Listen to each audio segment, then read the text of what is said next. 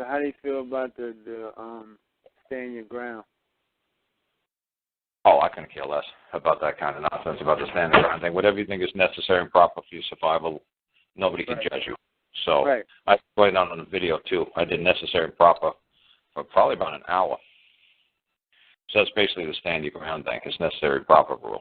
You could call it stand your ground, but it's the necessary and proper doctrine. And that's what I said. That's why half the Constitutional Convention walked out in 1789, including Patrick Henry, the give me liberty, give me death guy. I said, I didn't sign that piece of crap. I said to them on a video I did, I said, read Article 1, Section 8, Clause 18. Anything that the government or any officer of the government or any agent of the government feels that is necessary and proper to carry out the execution of this Constitution, they may do. And then Patrick Henry said, this creates a dictatorship. This is just what the king says. The king says that we can do whatever he thinks is necessary and proper for the survival of the land. That he could execute anything that he feels is necessary and proper for our survival. You people are just pretending to be little kings. And half the delegation got up out of the Constitutional Convention and walked out. See, now that they never show you on a movie. There should be twice as many people who signed that damn thing, but they got up and left. How come they never show you that in the movie? Because the government doesn't say, well, like a Nancy Pelosi will say, well, we do it because the Commerce Clause allows us, or the Interstate Commerce Clause allows us, or the whatever clause allows us. No, they're relying upon the necessary and proper clause. But then they're going to tell you that they're relying upon the necessary and proper clause. They'll say, well, the treaty clause. No, it's not the treaty clause. It's not the Interstate Commerce Clause. It's none of those silly clauses. It's a necessary and proper clause. But they're never going to say the necessary and proper clause because you guys are going to Google it. And you guys are going to learn a history like I did that half the delegation left the Constitutional Convention way back when. As soon as they said, you pull that damn Clause 18 out or we're out of here. So obviously that's the last clause because they realized, well, you know, by putting Clause 18 in there that says basically anything we wish to do at any time we wish to do it, for any reason we wish to do it, we can do it. We're just going to do it. They didn't need to write anything more for themselves. They already had it right there. So like I said, people don't realize that. I wish they made a movie about that, and they said, hey, you know, everybody left. Why? Because the government's going to turn themselves into a dictatorship. At will, anytime it wishes to. Anytime it believes that it's got enough guns and enough personnel and enough money and enough control over its citizenship, it's going to fucking citizenry, it's going to take over because they feel it's necessary and proper.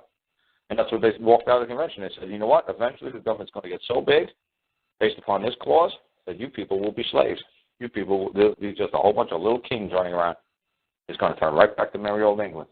And they said, we don't want no part of this. We're not signing that piece of filth. And they left. Why do you think they left?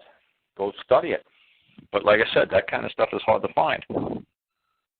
Maybe if you Google Patrick Henry walks out of the Constitutional Convention, maybe that might start steering you in the right direction. I don't know. I never Googled that. Maybe.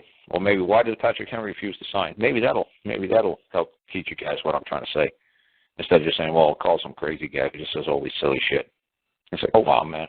And we actually did go back and Google it. Right? Wow, he didn't. He did refuse to sign. Yeah. Why? Because it creates a dictatorship. It's insane. That that clause is insane.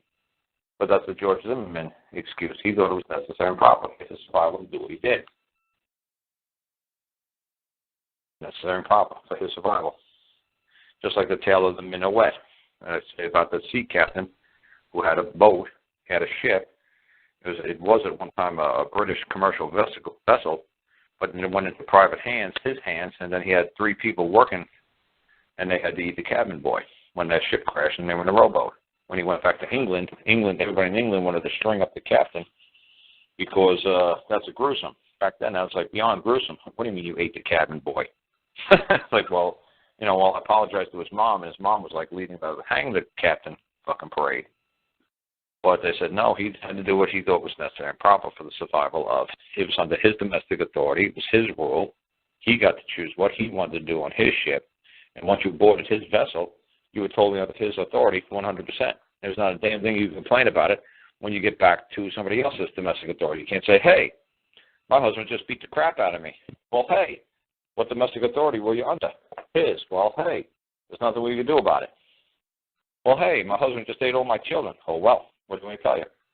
You on his boat? Oh, well, what do you want me to tell you? Nothing we can do about it.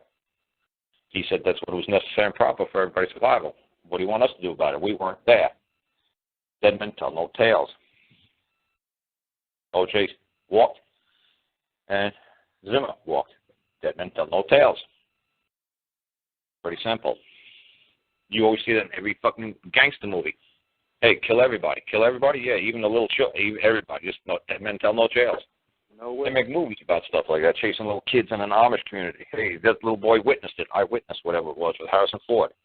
Hey, get the little boy. Why? Because he's a witness. Dead men tell no tales.